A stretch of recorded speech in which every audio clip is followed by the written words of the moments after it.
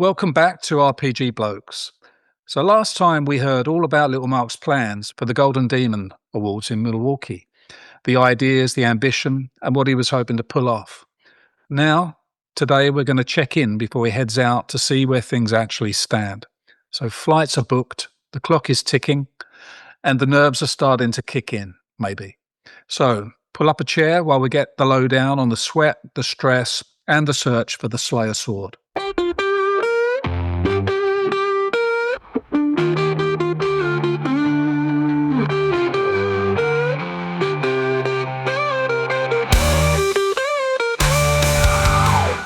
Hi, Mark. How you doing? Going blind. So I've stared at these models now for the main piece I've stared at it for over 300 hours. So you get tunnel vision. Yeah. Are we glad when it's over then? Hopefully so. But this is the problem with this, right? One of the tips I'd give budding painters is you've got to learn when to stop, right? Because you just keep trying to change things, and all it takes is one little cough when you're painting something, one little moment where you put green on red or something like that, and the whole area is ruined. So at some point you've got to stop, and so that's what I've chosen to do now. That's me done. Well, you've stopped because you have to. I mean, you're about to board a plane with it. Did you really make that decision, or did you just? Time run out. Time run out in front of me. I couldn't paint on the actual plane, no matter how good British Airways say they are. So it's now or nothing. Yeah. So today we've got some questions about the minis that you've painted, some of your decision making with them. We'll talk about the competition itself, logistics with the travel, and on your mindset, and all of these things.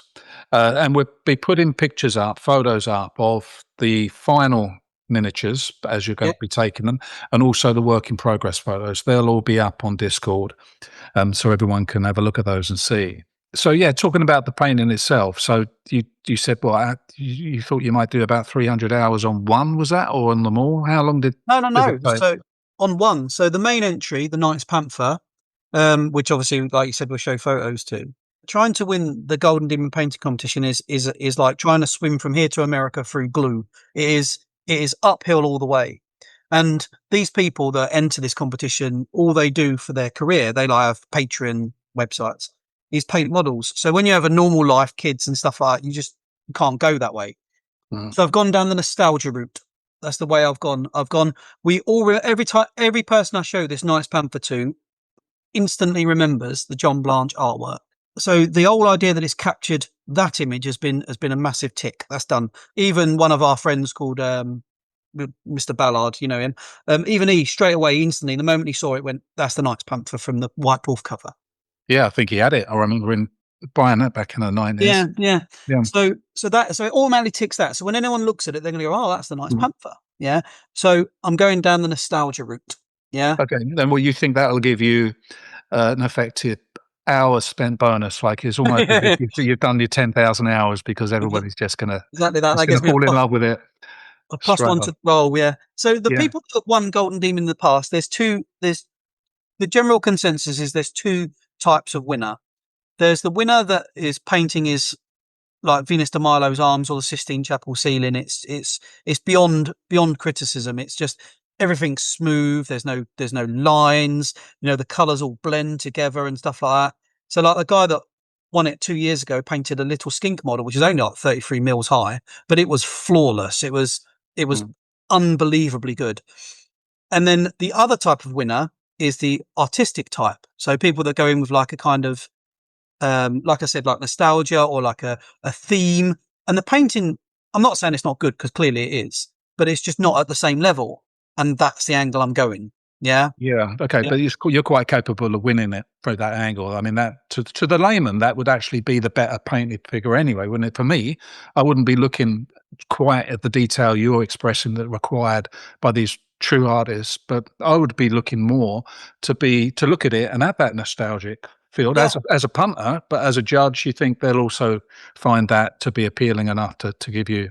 Yeah, so a guy that won a trophy a couple of years ago was a bunch of Space Marines from the 40k game running out of like a kind of drawbridge that laid down, like they're kind of running out of their base, and you could see the lines on it. You could see where he had slapped some dirt on it. You could see where they'd used something called slime and grime, which you put on a model, then you wipe off, and it makes it look all grim and dark. There was loads of flaws to it, but the the imagery of it was really quite good. Of these Marines running out of this base to go to attack whatever they're attacking, and that one, I think it was a silver. So they're the ways you've got to pick. Okay. That's I where think it'd be good actually to recap on what it is you're trying to achieve. So the Golden Demon, because I know that you've won there's pins. You get the pins. That's for getting into the last the last 5. Oh no, it's way more complicated than that. No. Okay, just recap. So it all ends up with the Slayer Sword, right? That's the pinnacle award, the Slayer Sword. Yep. Is the Golden Demon the Slayer Sword? Is that the same thing? No. So okay. So what happens is there's thousands of applicants, but let's just argue that it's 100 for ease of maths, right? Let's just say there's 100 entrants. What happens is there's my maths could handle 1,000 if you wanted to go there. We're 1,000. Yeah. Okay. So 1,000 people have entered. Remember, 1,000 people per category, and there's 9 categories. So 1,000 people have entered. Right? Okay, we're getting 9,000. I'm with you. So what you do is the first cut is a little green sticker that appears on your name, and that cuts off half the chaff. So you go from 1,000 to 500 straight away. No one's won any pin or anything. Just someone's gone, oh, I like that. Is that before you turn up, or is that 1,000 people with their figures at the event? Yeah. So you're there, and you could be out within 10 minutes. Yeah, as odd as it sounds, right? So they put the green dot on there, and you go from 1,000 to 500, and that happens 4 times. Yeah, so you go from 1,000 to 500, 500 to 250, 250 to 125, 125 to 75. Yeah, so before you even get one of these pins, you've gone from 1,000 to 75. Okay. Yeah. And that means that 4 different people have gone, oh, I like that. Yeah. And they've put a little dot on your little stick. I'll try and send you a photo of it when I'm there. You have like a little plaque about this big. It has your name on it. And you just have this little box and then you just put stickers in it. Right. And it's like, it's amazing how excited you are over a stupid little green sticker. But that all happens in one round, does it? They filter down through. And you need, do you look at your figure? You see, I've got four stickers here. You've got to the next phase. Yeah. Yeah. Okay. In that phase, there's another 3 cuts, right? So you get your recommended, which is a pin. Then you get your that's half a game. So say that's for ease. That's say you're at 80 now. So that halves it down to 40. 40. And then you get your pin when there's 40 left. Yep. So there's 40 left. Then you get what's called a commended. So now it goes down to 20. Yeah. Okay. And then those 20 get best of show, which is 5 or 8. It moves around, and they're the ones that could win a trophy. Yeah. Okay. Yeah. So there is technically 5, 6, 7, 8 levels you've got to go through before you get to this final phase. Yeah. So the final phase is not the pin phase. That was back up. This is the trophy. So everybody in the last 8, what are they guaranteed to get? What do they get? They get like a little plaque. It's nothing exciting. It's just like a little piece of black card with a gold like kind of finalist card on it. Right. Yeah. And then what you do is the 8 of you go on the stage, and then they go, and here we do so prime example is Old World, which is the main entrant I've done. They go, I'm Old World. These are the entrants. You get your names on the screen, and then they pick the 3 that are going to win, and it's bronze, silver, or gold. Right. Yeah. Now, if you're lucky enough to win the gold in each of these categories, those 9 people go into another section, and one of those people is going to win the sword. So there's one Slayer Sword given out of the event. Yeah, one right. Only. Yeah. The gold is pretty decent result here, because the Slayer Sword, that could go to any category, and that's way beyond way beyond your expectations here, is it? Yeah. I'm not stupid. Yeah. So to get the Slayer Sword, first of all, you need to go through those 8 selection processes. Then you need to win gold, and then you need to win the best of the 9 gold. Yeah. The odds are just. Yeah. So what is your expectation? What do you think you would like to achieve here? I would like to get to commended. I'd like to get to the phase above where I've been. So I've got recommended. I've got past the first 8 phases. The 5 where you get your stickers. I've got past that. I've got past the next phase where you get a pin. I've got past that, and then I fall short. Then I don't get any further. So what I'd like to do is get to the commended, which is that plaque. Yeah. Okay. Yeah. If Brilliant. I'm really lucky, really lucky, I might get on stage. Yeah. So then you get bronze, silver, gold. Yeah. 1 in 8 chance of getting getting a trophy. Yeah. Yeah. Okay. And do you know yet who else is entering? Do you know what you're up against? Is there any? You've submitted, or you turn up on the day and submit, and it could be completely. So you got to do an online form, which I'm going to do over the next couple of days, which lets you don't send photos. It just says Mark Edwards, one entry for Old World, Mark Edwards, one entry for whatever. So I enter that. This is one of the reasons why I'm going to America. My love of painting is also one of the things that winds me up. A Golden Slayer Sword winner can enter the competition every year. And I know in the UK alone, there's 8 Slayer Sword winners. That means they enter it every year, a chance of re-winning it. And these guys all talk to each other. So the guy that's entering, so prime example, I'm entering the Old World. One of them will enter the Old World because they know that they're competing against their other Slayer Sword winners. Yeah. And then they're already in a 50-50 chance of losing. So each person enters one category. Yeah. Does that make sense? So already in the UK, there are 8 models in that cabinet for 8 different categories that have already won the Slayer Sword. And the guy that's won it last year has won it 3 times in a row. Yeah. So I'm not saying he's not good, but it just lowers your chance of getting anywhere. But isn't the same thing happening in different territories? But although the competition is newer in America, isn't it? You said that hasn't been running for so long. So well, bizarrely not. So these people that always win in Europe just stay in Europe. So the best chance I've ever got of getting acknowledged is to go to a different country. But they've got their own Slayer Sword winners in America that are still distributing their. But they've always been different. Entrance. Yeah, they've always been different. Yeah. Okay. So it's a bit healthier competition out there. Yeah, I think so. I think what if I could get in control of the thing, I would say that once you won the Slayer Sword, you shouldn't be allowed to enter with the commoners. You should have another painting competition. Yeah, you said for the Premiership. Yeah. Which would give me the slightest glimpse of chance of winning. You know, it's hard as it is, let alone the level I'm going against. So are there any ways to influence the judge that beyond what you're saying, the nostalgia angle and being obvious where you're coming from? Is there any way on the day that you can influence the? No, you don't have any access to them. So the cabinets face outwards, and the judges are inside like a kind of holding pen. They're inside behind these cabinets, so you have no control over that. In the good old days, back in the 90s and stuff, you used to be able to talk to the judges if you got to the final phase but didn't win a medal. You could have a conversation with them and they'd go, right, I see what you did here. Good idea. Yeah, good idea. Let's work on that. But they don't do that anymore. They don't do that because there's too many. So they just say, well done, and that's the end of it. Right. Okay. Yeah, you don't get to they don't give you feedback at all. But I guess you could get feedback off your peers, or you could work out what you found. The other thing that a lot of high level entrants do is if they don't win in Europe, they take the same model without changing it to America. And it has been shown that where they enter one, they win in the other. It's quite bizarre. Yeah. Okay. So it's all down to the judge. So a guy that entered a 40k squad lost the chance of winning any model in Australia and in America, but won in Europe with the same model. Yeah. Right. So that's the other thing you've got to do, because the only thing that knocks the model out of the competition is winning.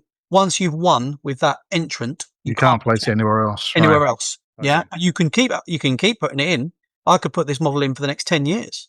Yeah. Okay. Well, maybe you will try in the UK. Yeah, maybe. Well, it'd be in Essen in Germany, but yeah, maybe. But I don't know. I'm not like that. I like the idea, me personally, I like the idea of, okay, well, you did well with that. Thank you very much. And you progress, you move on to the next thing. Yeah, you move the next gag, the next idea, the next process. So you mentioned in the previous podcast that your eyesight is on the decline, like it is, and that could be a limiting factor with your ability to reach. We're all getting older. You know, I have to wear magnifying glasses now and stuff like that, where before I didn't. I haven't got many years in me in regards to having the patience or the time to do this. These take hundreds of hours, you know. Well, let's be positive anyway. So you're going to come back with a golden demon with that's nice. The way it's going to be. Yeah. But you mentioned you were going to enter a number of categories. Did you paint all of the figures that you intended to do? So you had, so you even were going to do a Lord of the Rings figure, weren't you? Did you get that far? Yeah, I've done it. Yeah. So I'll take photos. Who did you choose? So there is I'd have to try and bring him up on, there is a new cartoon that they did for Lord of the Rings, which was about the Rohirrim. Yes, that's right. Yeah, the film one. Yeah, and the previous, like the history behind it, and what it was, the bloke that's in it gets frozen in ice, helm hand, goes outside Helm's Deep and fights off a bunch of villains. Yeah, he doesn't use weapons; he uses his fists. And right at the very end of the cartoon, he's there outside, frozen in ice. So what I thought I'd do, I know you can't see it on the camera now.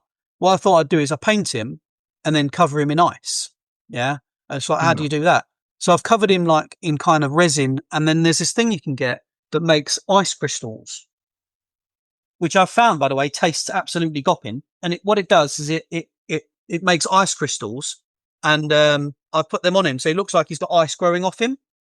Yeah, this goes back down the same idea of the nostalgic piece, yeah, of something that I've never seen done, and the painting. Unfortunately, the process has taken away from some of the level of paint. Oh, here we go. So it's called Green Stuff World Liquid Frost, right?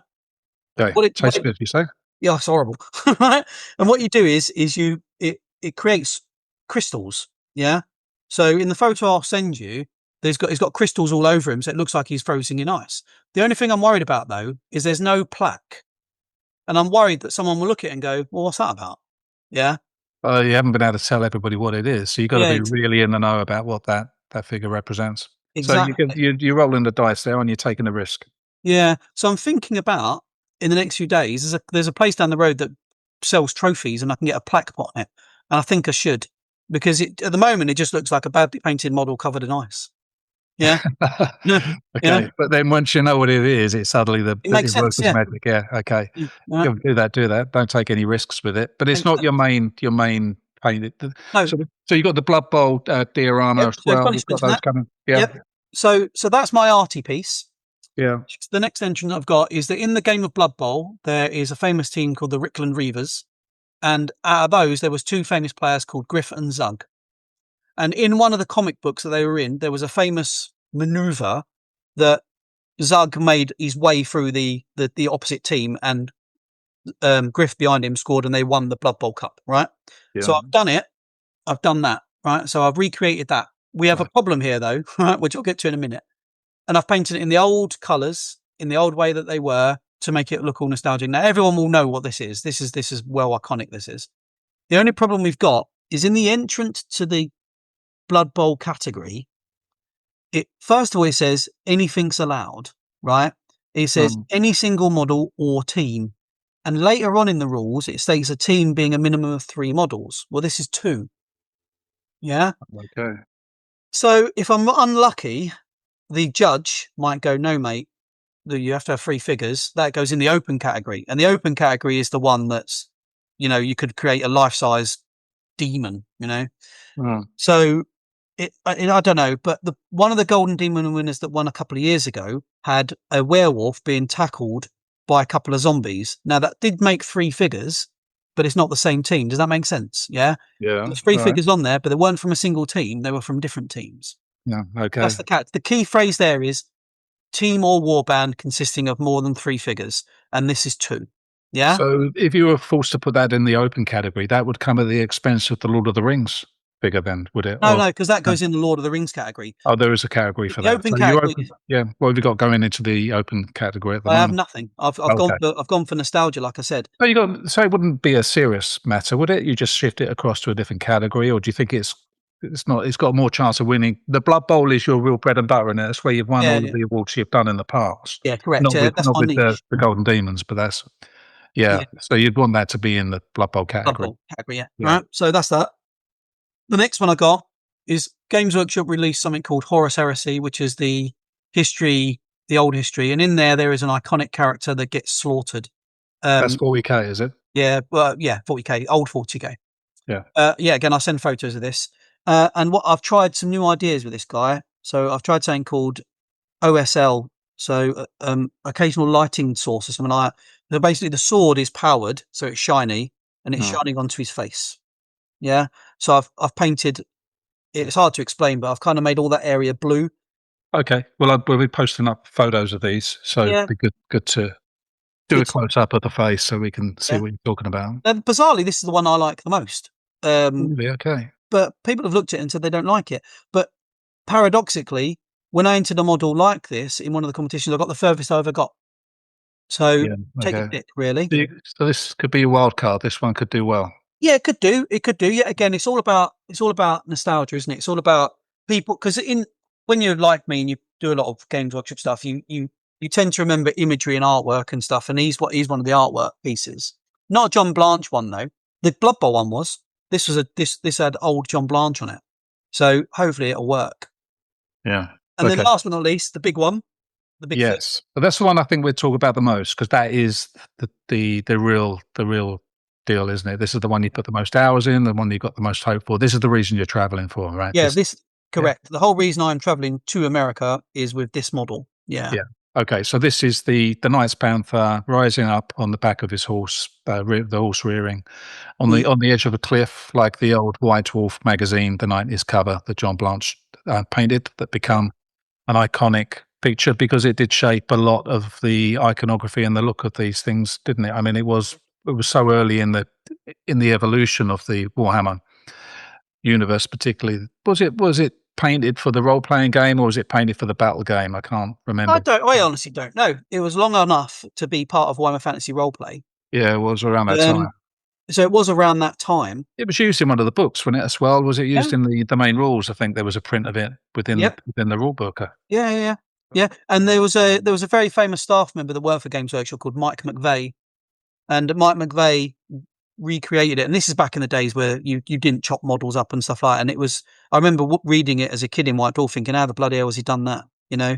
So was it made in lead back in the day? It was a lead figure. Lead figures. He only chopped it up and moved it about and stuff like that to make it look like the artwork.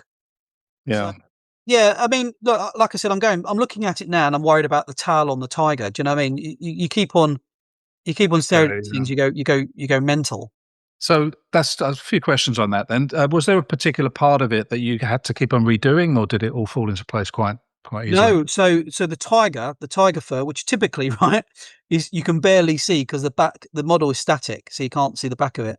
I had to do that 3 times. So I painted it. One of our friends, a guy called Joe, I've been in communication with him for months, and I did it first, and I did like a really dark leopard color, and it desaturated the model too much. So then I had to repaint it, and I tried a lighter leopard. That didn't work.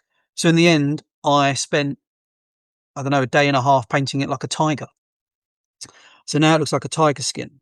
So that was the bit that you spent the longest on, really. And paradoxically, I spent the longest on it, and like I said, it's at the back of the figure. Yeah, but somebody will look at it. I guess the judges, if you get to the advanced stages, are going to be looking at that more than anything else, and they're looking for imperfections, like you were saying. So there you go. So there's the catch. So one of the Games Workshop staff members that when I was working there did a lot of the judging at Golden Demon, is when you get to the final 8, as horrible as it sounds, they're no longer looking, because if you're in the final 8, your model is spectacular anyway. What they're looking for at that point is the flaws. Yeah. So like, where you've accidentally gone over the line for a yellow into blue or something like that, or an eye is not level with the other eye or something like that. The teeth aren't the same shaded on both sides and things like that. And that's the level you get to, and anything can fail you. Like I've had 4 different people look at this model, and if there's a mold line on there that neither of us have seen, out. There you go. Yeah. So did anything on the figure turn out better than you expected? Yeah, very much so. So the bit that I personally like is the axe. So he's got his axe, and he's like kind of swinging from his back. And I use loads of different types of shade, and the furthest part away from you is quite dark, and the bit closest to your eyes is lighter. And it just worked really, really well. It was a really weird moment because I spent so long painting other bits, and I did that in under an hour, and it just all worked. The shading worked, the colours worked. It really adds a lot to the figure. Then it's in one of the prominent positions, so people will come along and see it immediately. And the chipping I did on it worked, and it all just kind of fell into place. You have that with these things. You can find that you're painting one little thing and it just won't work, and then suddenly you move on to the next part, and it all. So that's the bit you're the most proud of. Is there? Yeah. So people are unlikely to miss that, aren't they? That's a good thing about the position. So when you're painting a model to your viewers, you want to think of a triangle, right? Okay, so like an upside down triangle. And what you want to do is you want to have the viewer's eyes drawn in that triangular area. So when you're looking at the horse, when you're looking at this model face on, I put the most amount of effort in the horse's head, the axe, and the rider's leg. Yeah. So you're drawn in to that triangle. So if we take that to another example, so when you see the photos of the Blood Bowl figure, you'll see that the triangle on this one is the two faces and bizarrely his boots. Yeah. So you're drawn in, your eyes are drawn into those three things, and that's how you do it. So in this character, like I said, you're drawn into the three areas, and hopefully that'll then move your image along. And it's like the other thing I like is I really like the way that the moon turned out, on the background art, because in the picture, in the John Blanche picture, the moon is tiny, but it's such a iconic part. And in this figure, when you'll see the photos, when you're looking directly at it, what you'll find is that the moon is directly underneath the leading hoof. Yeah. So as you're holding it in your hand and looking at it, it looks like he's jumping over the crescent moon. Yeah. Yeah. To draw your eyes into the iconic artwork. Yeah. Okay. And what techniques did you try that were a bit of a gamble? Anything that you've thought this is a bit risky? Yeah. So I metallics are not my best. I've always had a problem with metallics. I just seem to I can't explain it. It's a bit of a barrier. Have you thought about getting any metallic paints like silver and gold paints? No, I'm taking the piss. That to me is all it would be. What you got? How many different metallic paints have you got? Can you mix metallic paints like you do with other paints? No. Okay. But you've got like 12, you just showed me 12 different metallic paints. So I have 3, 4, 8, 12, 16, 20, 28. 28 different metallic paints. But once you've got to make a choice, so you can't mix them up. And you mix them with normal paints, do you, to get Nope. It's way worse than that, my friend. So when you use your metallics, you have to change the water you're using, change the brush you're using, and change your wet palette that you're using, because otherwise the metallic paint, no matter how small, will eke its way into the other colours, the matte colours. So you have to end up being like some sort of, it's like a weird kind of neither shall the two touch. And you have to use metallic paints. You can't replicate metal by using normal acrylics. No, you can. You can do some metallic metal, which is where you make like the artwork back in the 18th century where they painted armour on. They obviously clearly don't have metallic paints there, and they use whites and greys and stuff. I can do it. I don't mind sending a photo of another model I did that did non-metallic metal, but it's hard. It's hard. Okay. It's even harder. Yeah. And when you're dealing with such small areas, you've got to be really succinct about it. So, but back to the point of me being a painter, I want to improve. I want to get better. So that's why I did it. And yes, it may end up getting me thrown out of the competition. But if I don't try to do these things, you get caught in your own little area. Yeah. So, like, prime example is I love painting Blood Bowl figures, but that's only one of the 4. Yeah. So I've forced myself out. I forced myself out of my comfort zone, and I have learned a hell of a lot, like how to do tiger fur and how to paint fur properly, how to get the metal of the axe working very, very well, how to get the eyes in the right position, how to use a scenic base to draw you into the figure. How on the other entry, one of the 40k one, it's gone completely the opposite way. I've got the tiniest amount of base. Yeah. He's standing on the tiniest amount of concrete on a base to make it accentuate the model above it. So I've tried different techniques and tried different things, and I want to improve. So the way to improve is to do this, is to get your wheelhouse. Okay. So it's a bit of a gamble, because you were talking about doing blue tint to the armor as well. Did I've done that. End up doing that? That turned out well. Yeah, very much so. So what I did with that is I got a what's called a contrast paint, and you use it ever so. What I've learned from that is you've got to use it ever so slightly, because when it's drying, it doesn't look that good. Yeah, well, not good. It doesn't look that blue. Does that make sense? And once it dries, it's a lot more in your face. Yeah. Okay. And you mentioned the fleur de lis as well. Did you manage? Yeah, I did that. Yeah, I managed to do fleur de lis. So I've done every part of the model doesn't have a blank area. Now this is risky, because you could look at it and go, "It's too much going on here." Yeah. Yeah. On the other side of that, you're leaving quite a large area just as blank cloth. And remember, the character is meant to be the Lord of the Knights Panther. Yeah, he's the bloke. So he would have all the fleur de lis and all the regalia that came with being this level of martial. Yeah. So I have to do it, and like I said, when you've seen it yourself, and the other people, it does work. It's all about nostalgia. It's all about whether the guy likes it. Yeah. Okay. And how do these pieces, particularly this one piece, compare to your previous work, particularly your previous competition work? How would you compare it? It's bigger. Would So yeah, you say it's a higher standard? Would you say this is the best you've submitted? best I've ever painted any model ever. Yeah, It is, right. Fantastic. That's what you want to be saying, isn't it? So that's the result you need. Yeah, I've never spent. So the way I did it was that I like cut the horse into quarters, and then I spent 20 hours on each quarter, and then I spent 20 or 30 hours on the cloak, and so on and so forth. I've never put this much, because what I tend to find is as I'm painting models, I tend to get a bit excited and I want it finished, and I tend to start speeding up. So with these models, what I had to do was paint an area and leave it for 2 days. Yeah. Let the excitement go, come back, paint for a couple of hours and leave it for a couple of days, which did mean I had to, it took me longer to do. I never have the patience to do that. Whenever I painted, I wouldn't even over and done with, didn't paint to dry. Is that?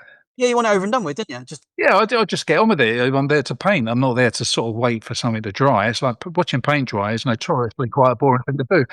It is literally like paint dry, yeah.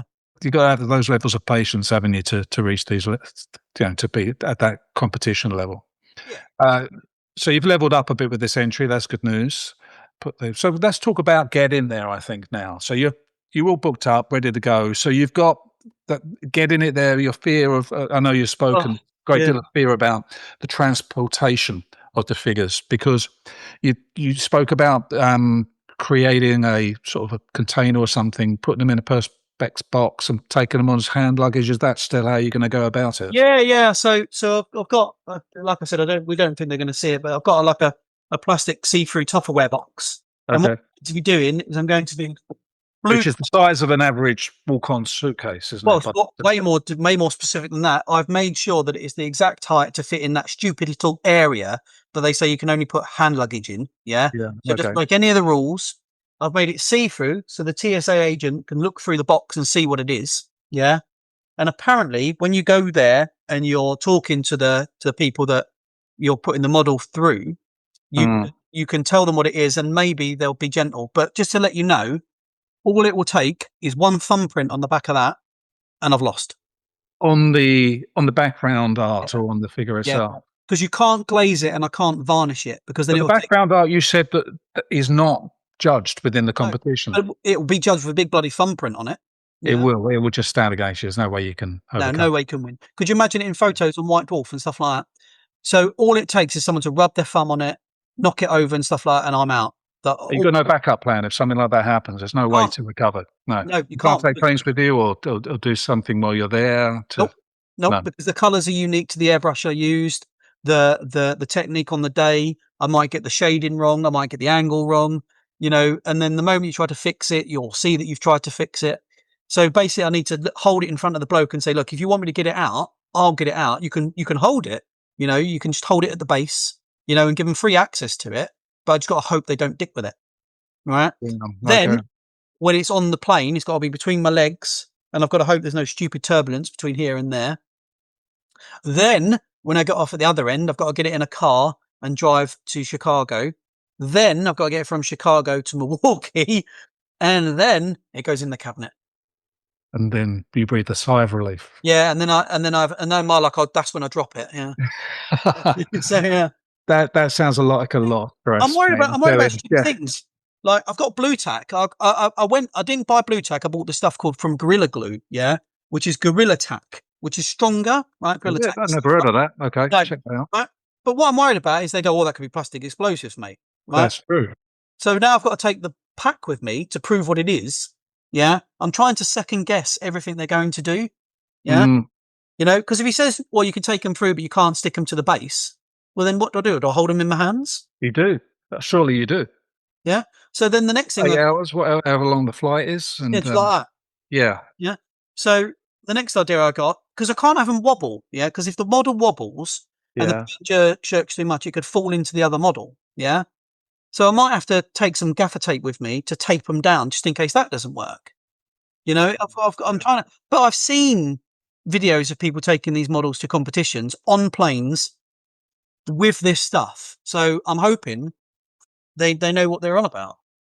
Wow. Okay. I don't. A lot of stress there. Yeah. Just Yeah. But like I said, all it'll take is one TSA agent stick his like massive hand into there to grab it, yeah, and the whole thing will fall to pieces, and that'll be the end. yeah. Terrible, mate. Well, Yeah. that's assume that you're going to get there, and they're in that cabinet. And then, how long does the competition take? Is it a single day? How? No. So you've got from Wednesday to Friday to enter your models. The first round of these rounds that we talked about happens on Saturday, and then on Sunday, on during the day on Saturday, Saturday night they do their final judging, and then when you come in on Sunday morning, you find out if you're in or not, and it'll be one of the 8 models on the top shelf. Yeah, and then you stick around till 4 o'clock that afternoon to find out if you won anything. Is it? Yeah. Okay. My models go in the cabinet on Thursday. I've given myself a day leeway, so I'll put them in on Thursday, and then me and Mrs. are going to go round. Well, I'm not going to spend all the time in the place, and then we're going to go around Milwaukee and stuff, and then I'll go back on Sunday, have a look at the event, and then see where I did. What I've learned from doing this is don't paint something you think is going to win. Paint something you want to paint. Yeah. If you try to second guess them and paint something you think has never been done before or they've never seen, you won't have the drive. All these models I've painted, I wanted to paint because I like the idea of them. And if the stars align, yeah, you need a bit of that. You need a bit of luck on your side. Yeah, without a doubt. Yeah, you need luck. You can't predict it. There's just hopefully with all of this effort, and it's your moment. This would be the time. It's like I said. I'm leaning fully on. I remember that artwork. I like that. That's what I'm leaning on. Okay, so when you're there, because we're going to do a third podcast on this, which will be the event and after. I wonder whether you can take some photos of it in the cabinet, some photos, anything you think really, photograph it, a few little videos if you can, and we can include that audio that you record on those videos within the podcast, and we can place the videos up separately as well as a resource on our Discord channel. Yeah. If you're happy to do that, and then as much as you can do, I mean, vlog it, and it'd be fantastic to see it and to detail it that way.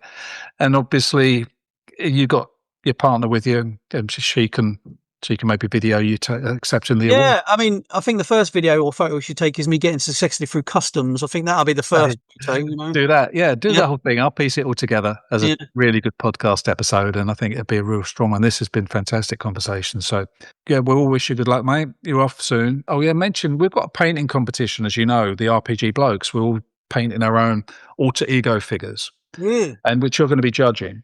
And our own deadline for this, as Barry reminded me last night, is coming up towards the end of the month.